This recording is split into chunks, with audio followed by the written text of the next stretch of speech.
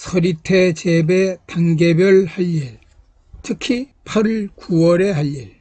안녕하세요. 삶의 텃밭 강산재입니다. 오늘 서리태밭에 나왔습니다. 지난 6월 19일에 직파한 모습입니다. 아직 꽃이 피고 있지 않습니다. 순지리기는 해준 상태고요. 서리태 재배에서 과정 하나하나가 다 중요하겠죠. 어느 것 하나들 소홀히 할 수는 없습니다.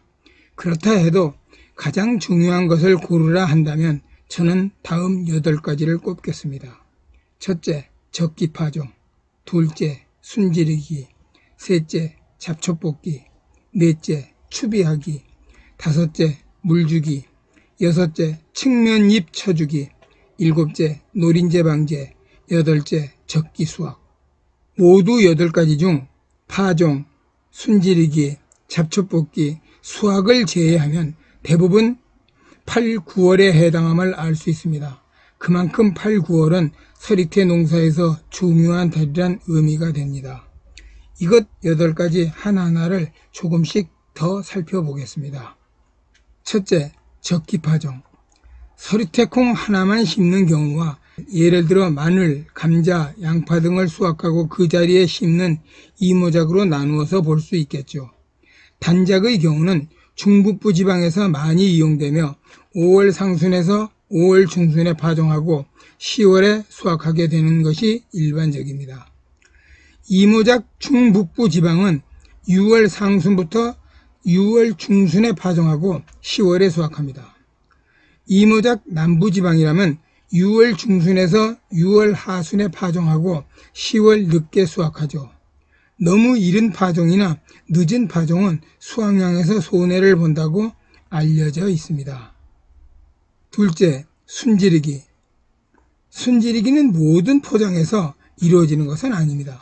표준 제식 간격보다 좀 베게 심어 밀식 상태가 됐거나 비가 너무 많이 와 웃자람 현상이 두드러지거나 마늘, 양파 심은 곳 등으로 땅 자체가 거름기가 많거나 파종 시 밑거름을 좀 과하게 주어 줄기와 잎의 웃자람이 뚜렷하거나 5월에서 6월 중순 파종으로 자람 상태가 좋다 싶을 때 웃자람으로 인한 도복을 방지함이 우선이고 다음으로는 격가지 수를 늘려 서리태 꼬투리를 많이 달리게 해 다수확을 하자는 거죠. 순지리기를 하는 때는 농진청에서는 본엽 5에서 7매가 나왔을 때 하라고 조언하고 있음을 참고하시면 좋을 듯 합니다. 셋째, 잡초뽑기. 서리태는 어느 정도 자라기까지는 풀과 경쟁해서 불리합니다.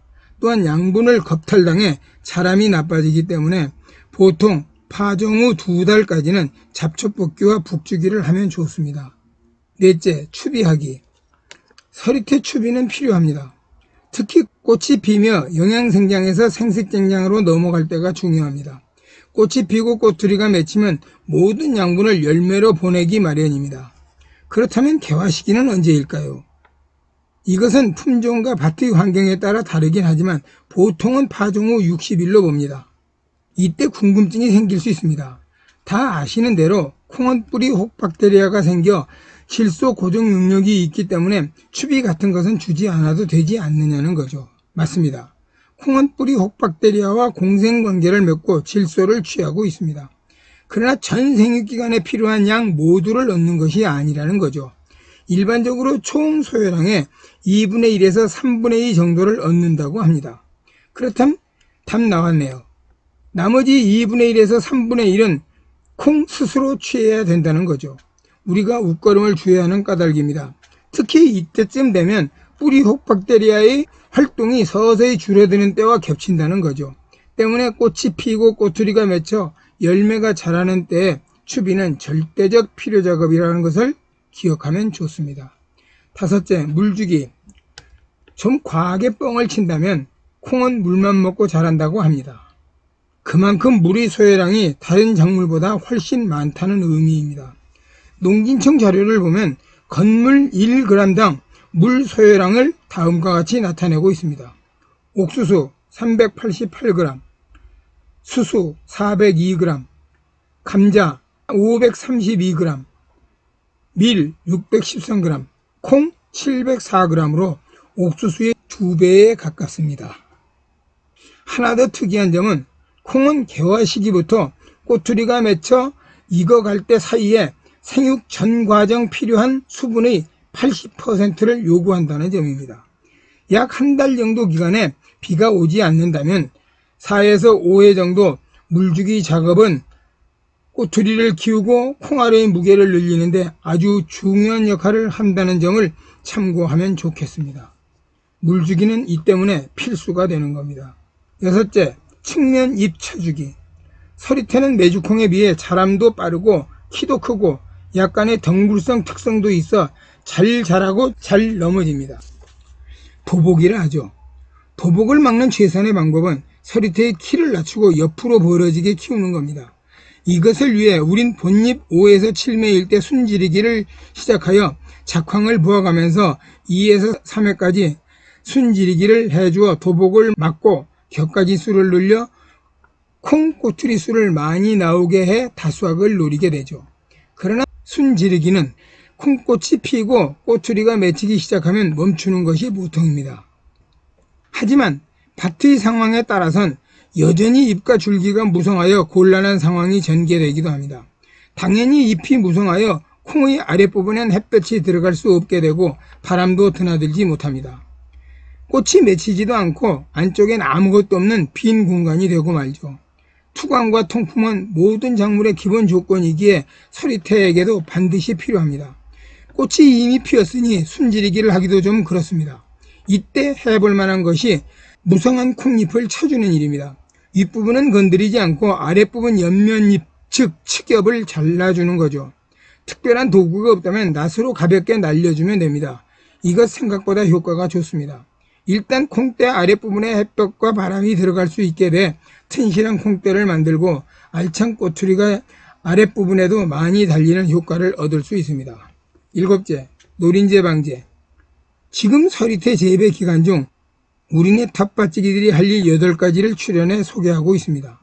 모두 다 중요한 일이며 단 하나도 건너뛰면 사달이 날 것은 분명합니다. 다 빼지 말고 해야죠. 그런데 이 8가지 중에서도 그 중요도가 큰 것 3가지만 뽑아내라 한다면 주저없이 말씀드릴 수 있습니다. 추비, 관수, 노린재 방제입니다. 노린재 방제 없이 서리태 수확은 거의 불가능하다고 보시면 됩니다. 물론 노린재 말고도 나방류 애벌레 피해도 있습니다만 노린재 피해와는 비교 불가입니다. 노린재는 꼬투리가 맺히고 하얀 즙이 있는 알갱이가 커가는 콩의 유습기를 노립니다.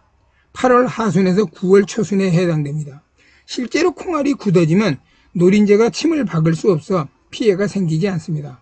때문에 콩알이 굳어지지 않은 유습기 때는 노린재 방제약을 이른 아침 이슬이 마르지 않았을 때 5에서 7일 간격으로 2에서 3회 살포하는 것이 좋습니다.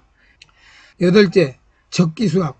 콩은 품종에 따라 생육기간이 3개월에서 5개월 내외가 되는데 우리네 텃밭지기들이 즐겨 심는 서리태의 경우는 생육기간이 5개월 정도 됩니다. 대충 단계를 나누어 보면 파종 후 2개월 정도 지나면 꽃이 피기 시작하고 꽃이 핀 후 2개월 정도 지나 70일 내외가 되면 수확이 가능한데 개화가 진행되는 걸 감안하면 150일 정도로 보면 무난합니다. 쉽게 말씀드리면 5월 하순 파종이면 10월 하순 수확하고 6월 초순 파종했다면 11월 초순 수확이라고 보시면 얼추 맞습니다. 서리태는 아래 부분이 먼저 익는 관계로 수확 시기를 놓치면 꼬투리가 자연으로 벌어져 콩알이 튀어나갈 경우가 생깁니다. 때문에 수확 시기를 잘 잡아야 합니다. 보통은 개화 후 60에서 70일이라지만 이것 체크하기 어렵죠. 때문에 메주콩이라면 잎, 꼬투리, 콩대의 색깔이 80에서 90% 정도 황변됐을 때 수확하는 것이 일반적입니다. 물론 이때 꼬투리를 흔들어보면 안에서 달그닥대는 소리가 들립니다. 그러나 서리태는 메주콩처럼 누렇게 황변화가 뚜렷하지 않는 특징을 보이기에 이 기준을 맞추기 조금 애매합니다. 때문에 파종 후 5개월 언저리를 계산하고 눈여겨보았다가 수확일을 잡는 것이 보통입니다. 콩은 맑은 날 아침 이슬이 마르기 전 수확하는 것이 좋다 하나 이거 쉬운 일 아니죠. 농진청 자료엔 황변 후 1 내지 2주 정도 지나 수분 함량이 18에서 20%일 때 수확하면 손실이 가장 적다고 하나 우리네 텃밭지기들이 수분 측정하고 수확하기는 어렵죠. 가능하시다면 번님들은 수분 측정을 한번 해보시고 하시면 어떨까 합니다. 탈립에 의한 손실을 최소화하면서도 고품질의 서리태를 얻을 수 있다니까요.